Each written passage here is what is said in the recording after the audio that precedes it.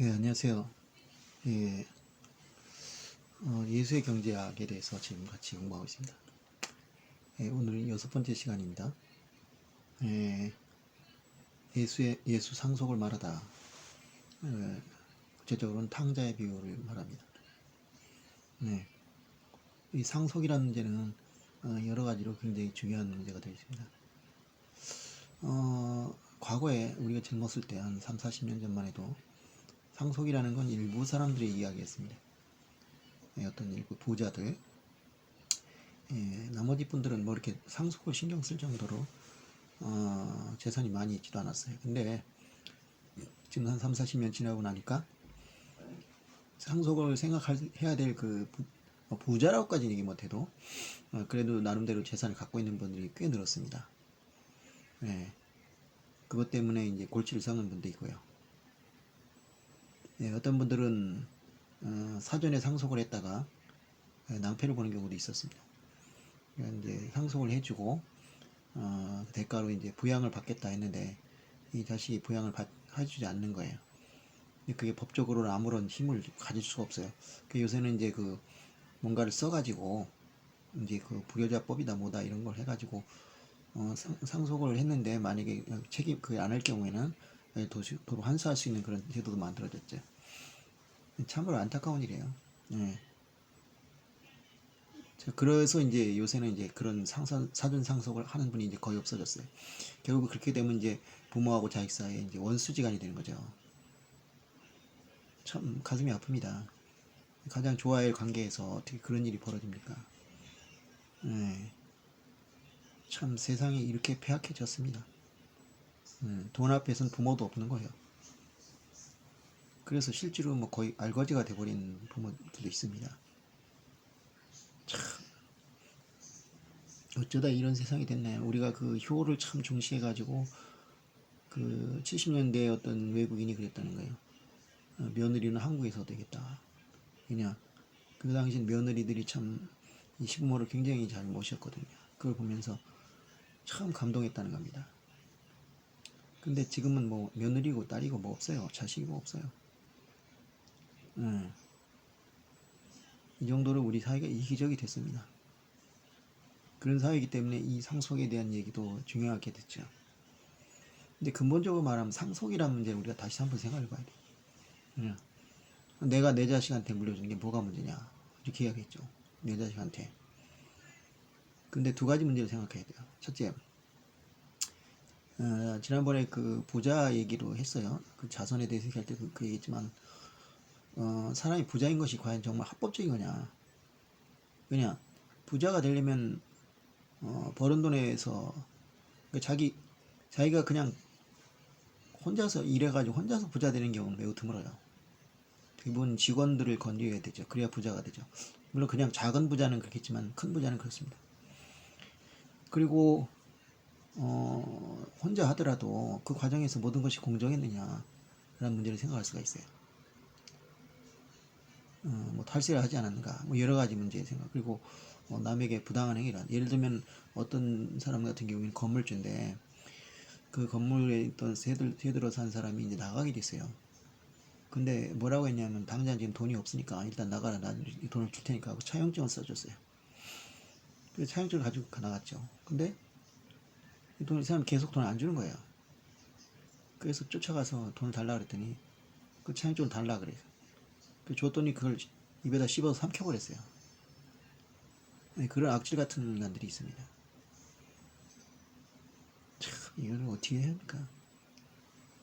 그렇게 하고도 하늘 무서운 줄 몰라요. 이 사회가 그런 거예요. 돈만 벌면 된다. 네, 그런 문제. 그런 식으로 과연 부를 쌓은 사람이 과연 합법적인 거냐. 그 다음에 두 번째는 어, 우리는 능력 사회를 주장하고 있잖아요. 능력인 사람이 잘 살아야 한다. 그렇게 얘기하면서 어떻게 상속이 있을 수 있냐. 왜냐, 그 아이 자식들은 능력이 없잖아요. 능력이 없는 상태에서 그냥 뭐 지금 뭐예요, 저기 이재용 전 회장의 그 딸이 있는데 그 딸에 대해서 막 지금 뭐 이렇게 사진이 나돌아요. 뭐 이게 뭐 되게 멋있다니 어쩌니. 근데 그 아이가 지금 나이가 그렇게 많진 않아요. 20대 초반이고 그래요. 근데 재산이 뭐 9천억이라는 그래요. 구조라는 이. 물론 그 당연히 그 아이가 버는 건 아니죠. 이거 과연 능력제 사회냐 이건데. 봉건제 사회가 똑같지 않습니까? 우리가 봉건제 사회를 타도할 때는 신분제 사회라고 해서 반대를 했잖아요. 근데 신분제 사회가 다시 부활되고 있어요. 토마 피케티라는 사람이 그거를 통계적으로 연구를 했죠. 신분제 사회라는 건 바로 정치된 사회다. 왜냐, 사람이 성공할 가능성, 자기가 상승할 가능성 있을 때 열심히 하는데 사회가 고정돼 버리면 노력을 안 하게 돼요. 그럼 이 사회가 경직되고 발전할 수가 없습니다. 그리고 부자가 계속 부자 되고 가난한 사람이 가난한 사람 되면 가난한 사람도 일을 할 의욕이 안 나요. 궁극적으로 말하면은 그 부가 편중이 되지 않을 때 이게 구매력이 생겨서 경제가 활성화되는데 한쪽에 치우치게 되면 이 경제 자체가 잘 돌아갈 수가 없습니다. 그 토마 피케티는 이제 그거를 걱정한 거죠. 그리고 그것을 갖다가 경제사적으로 관찰했죠. 19세기에 부가 편중돼 있을 때 경제 성장이 얼마였고, 반대로 소득이 비교적 균등하게 분배되고 부의 불평등이 굉장히 약한 시절에 경제 성장이 어땠고 비교해봤더니 엄연히 드러나는 거예요. 부의 불평등이 적었을 때 경제 성장이 훨씬 잘 됐다는 거죠. 하지만 부자들이야 그 상관 쓰게 했겠습니까? 그 사람들에게 있어서는 사회가 경제가 발전하냐 이건 관심 없어요. 오로지 나와 내 자식들이 잘 살면 되는 겁니다. 예. 근데 이 경제학자들 있잖아요. 뭐 자유주의 시장 경제에 주장하는 사람들은 왜 상속에 대해서는 거꾸로 생각하는지 모르겠어요. 그 사람들은 상속 반대 안 해요. 이게 왜 그러겠습니까? 결론적으로 말하면 그 사람들은 부자들을 위한 경제를 하고 있다는 거죠. 그들이 바라는 거는 능력 있는 사람이 잘 사는 사회인데 능력 없는 자식들이 재산을 물려받는 거에는 왜 침묵을 하는지 모르겠어요. 그래서 상속세를 없자는 얘기까지요. 터무니없는 소리죠. 근데 반대로 미국에 있는 워렌 버핏이나 이런 존재하는 부자들은 오히려 상속세를 늘리라고 합니다. 그리고 그 사람들은 자식에게 물려주지 않겠다고 했죠. 그러니까 우리 뭐 모두가 이제 다 상속할 재산이 있는지 모르겠지만 그래도 요새는 상속한 재산을 어느 정도 가지고 있어요. 근데 상속하지 않는 방향으로 나가는 게 좋겠습니다. 그래야 자식들도 자립할 수 있죠. 예. 그래서 예수 상속을 말하다. 예수님이 언제 상속을 얘기하겠지만 중요한 이제 그 이야기가 있어요. 탕자의 비유. 탕자의 비유라는 거는 워낙 유명하긴 한데 혹시 모르는 사람이 있어서 제가 얘기 들으면은 자식이 둘 있는 아들이 둘 있는 사람이 있었어요. 둘인지 아니면 또 뭐 딸도 있었는지 모르겠지만 일단 딸들은 일단 제외하고 옛날에는 그 첫째 아들은 괜찮은데 둘째 아들이 이제 어느 날 그런 거예요. 아버지 내가 미리 좀 재산을 벌려받고 싶다. 그렇게 요구를 한 거야. 사실 말이 안 되죠. 재산을 물려주는 거는 아버지의 권한이지 자식이 요구할 수 있는 게 아니에요. 그리고 상속이라는 것도 사실은 권한도 아니죠. 자식이 그냥 부모가 다른 사람한테 줘버린다 그래도 뭐 할 말 없는 거예요. 지금 우리나라 같은 경우에는 우리나라뿐이 아니라 일본이나 이런 나라도 그렇지만 유류분이라는 게 있어가지고 부모가 죽을 때 내가 자식한테 물려주지 않겠다 그러면 절반은 그렇게 해도 절반은 자식한테 가게 돼 있어요. 그걸 유류분이라고 합니다. 그러니까 법정 상속인이 반드시 50%는 갖게 돼 있어요. 그게 싫으면 생존 상속을 해야죠. 몽땅. 그럼 이제 증여가 되겠죠. 네. 그 얘기는 뭐냐면 상속을 법적으로 보장받은 거예요. 이제 혈연들이. 근데 그렇게 해도 일단은 그거는 이제 아버지가 어머니가 죽어야 돼요. 죽지 않으면 받을 권리가 없습니다. 그런데 미리 달라고 해요. 좀 곤란한 얘기죠. 근데 이 아버지가 그걸 줬어요. 주니까 그걸 가지고 이제 도시로 갔죠. 시골에 있었는데 도시에 가니까 평소에도 도시에 많이 갔을 거예요. 시골이긴 하지만 이제 도시가 가까우니까 도시에 가면 많은 즐거움, 향락 있지 않습니까? 이렇게 도시의 그 향락이나 즐거움은 뭐 어떠한 재산도 삼켜버릴 수가 있죠. 전에 어떤 일이 있었냐면 200억 로또 복권에 당첨된 사람이 있었어요. 그 사람이 2년인가 몇 년 있다가 사기 혐의로 잡혔습니다. 체포됐어요. 왜 그런가 했더니 그 돈 다 날린 거예요. 날리고 나서 그 당첨증을 가지고 다니면서 사기를 친 거야. 내가 200억을 당첨됐다, 시켰다. 돈을 가지고 있다. 그러니까 나한테 투자를 해라. 그럼 내가 좀 더 큰 사업을 벌이겠다. 그런 얘기를 하는 거야. 여러분 생각해보세요. 200억이면 어떤 돈이에요. 그냥 은행에 예금해놔도 한 1년에 최소 1, 2억은 나올 돈이에요. 근데 그걸 1년 만에 다 써버리는데 쓰는 건 쉽죠, 사실. 사람이 쓰려고 하면 하루에 1억이라도 못 쓰겠습니까? 눈 깜짝할 수 있죠. 그 투자를 해야 되는데 투자를 한 게 아니라 다 써버린 거예요. 그 투자를 했으면 어땠을까? 집 사놓고, 뭐 건물 예를 들어서 한 10억짜리 정도, 20채 사놨으면, 건물 10억짜리면은, 우리 이제 제가 갖고 있는 건물이 그런데 한 2, 300 나와요. 그러면은 얼마가 나오겠어요? 한 6, 700? 아니, 6, 7천 정도 나오죠. 그잖아요. 6, 7천. 한 달 6천 원이면 1년에 거의 한 7, 8억 정도 나와요. 만약에 좋은 데 잡았으면 한 거의 10억도 나올 수 있어요. 10억이요. 그걸 갖다 그렇게 풍청모두 써버린 거예요. 근데 왜 그러냐? 그 사람이 젊은 사람이에요. 그리고 돈을 써본 경험도 없고 돈 굴린 경험도 없어요. 그리고 열심히 일하며 사는 사람도 아니에요. 열심히 일하며 사는 사람은 로또 복거나 별로 안 사죠. 갑자기 돈이 들어오니까 돈을 감당을 못한 거예요. 그래서 이제 결국 그런 식이 돼버린 거죠. 이 사람도 그렇게 됐어요. 그래가지고 그냥 보어라 마셔라 하다 보니까요. 눈 깜짝이 사라져버렸죠. 그리고 나서 이제 어떻게 되냐면 이제 심지어 이제 먹을 게 없어요. 먹을 게 없어가지고 이제 돼지 키우는 일을 했어요. 이제 일을 했어요. 근데 무슨 이유인지 모르겠지만 그래도 먹을 것을 얻을 수가 없는 거예요. 이해가 안 가죠. 왜 일을 하는데 먹을 것도 구할 수 없을까? 근데 그래가지고 이제 굶어 죽게 생겼어요. 그리고 또 그때 막 흉년이 든 거예요. 흉년이 들어서 더더군다나 이제 먹을 거리를 구하기 어려워졌죠. 그래서 고통스럽게 고통을 받다가 생각한 거죠.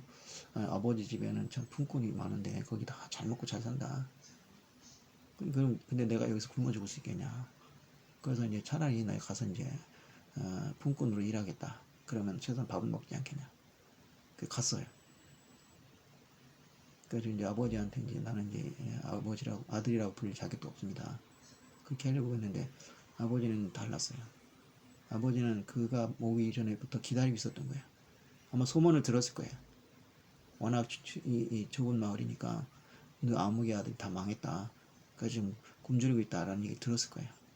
그러니까 이제는 오늘 올까 내일 올 거라고 생각했죠. 그래서 이제 그 동구 밖까지 나가가지고 아들이 언제 오나 이거 보고 있었던 것 같아요. 그래가지고 이제 아들이 오니까 뒤도 안 돌아보고 쫓아가서 그냥 꽉 안아주고 데려갔어요. 그리고 아들이 이제 자기 하재를 하니까 그런 거 신경 안 쓰고 옷도 갈아입히고 가락지도 씻기고 이렇게 장식 보죠. 그리고 잔치를 벌였어요. 기쁜 거죠. 자기 자식이 이제 죽었다 살아났다 돌아왔다 그런 거예요. 그러니까 이제 그러고 있었는데 큰 아들이 집에 오게 됐어요. 이제 일하다가 온 거죠. 뭔 일이냐 그러니까 작은 아들이 돌아왔다. 그래서 그랬다니까 화가 바락 난 거죠. 어? 이놈의 새끼가 재산을 물어줬더니 그냥 다 날려버리고 그리고 왔는데 잔치를 벌이다니. 그래서 자기는 그렇게 열심히 평소에 일했는데 잔치 한번 해준 적이 없다. 근데 왜 그런 놈을 잔치를 해주냐면서 삐져가지고 이제 안 들어가고 있었어요. 그러니까 아버지가 이제 쫓아와가지고 이제 들어가자 그러니까 왜 저런 놈한테 저렇게 하냐 하니까 네 동생은 죽었다 살아난 거니까. 그러니까 아버지 입장에서 충분히 그럴 수 있죠. 아무리 자식이 문제를 일으켜도 자식이 그런 어려움 속에서 돌아왔다면 그거를 외칠 부모는 없어요. 그렇죠. 그러니까 그게 이제 부모의 마음하고 이제 형제의 마음의 차이예요. 근데 사실은 이 형도 그런 마음을 가졌어야 돼요. 아버지가 그런 마음을 가지고 있다는 걸 알다면. 근데 그런 마음을 가질 수가 없는 거예요. 그래가지고 이제 갈등이 생기죠. 근데 이 얘기에서 지난번에도 이제 그 포도원 품꾼 얘기 때도 얘기했지만 중요한 건 뭐냐 하면 우리가 생각하기에는 이 얘기를 갖다가 이제 그 자비로운 아버지의 사랑을 하나님의 사랑이다 이렇게 얘기했지만 그게 포커스라면 굳이 아들 얘기를 할 필요가 없어요. 큰아들 얘기를 한다는 거는 이것이 단순히 아버지의 사랑을 나타내는 얘기는 아니라는 거죠. 하나님의 사랑을 얘기하는 것이 아니라는 거죠. 문제의 초점은, 이 비유의 초점은 그게 아니라는 거예요. 물론 그런 것도 얘기하고 싶겠죠. 그게 있어야지만 전제가 되니까, 이게 얘기가 되니까. 그러나 그것이 핵심적인 것은 아니었다. 포도원 큰꾼에게도 주인의 자비로움이 핵심은 아니었다는 거예요. 그걸 통해서 뭔가 다른 이야기를 하고 싶었던 거죠. 그건 뭐냐 하면은 예수님이 오셨는데 세리와 창녀 같은 죄인들은 그에게 회개를 하고 믿음을 가졌지만 바리새파인이나 잘 나간 사람들은 그렇지 않았다는 거예요.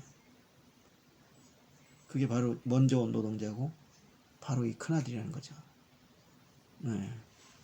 그거를 놓치면은 이 얘기의 의미가 굉장히 축소가 될 수가 있어요. 그런 비유라는 거는 끝까지 다 잘 읽어야 돼요. 예를 들어서 누가복음에 보면, 여기 이거 누가복음이지만 그 선한 사마리아 이야기가 나와요. 사마리아 뭐냐면은 이제 어떤 유대인이 이제 그 사마리아를 지나가서 이제 그 저 북쪽에서 남쪽으로 내려오게 됐어요. 중간에 사마리아라는 곳이 있어요. 사마리아라는 뭐냐면 옛날에 이스라엘이 이제 하나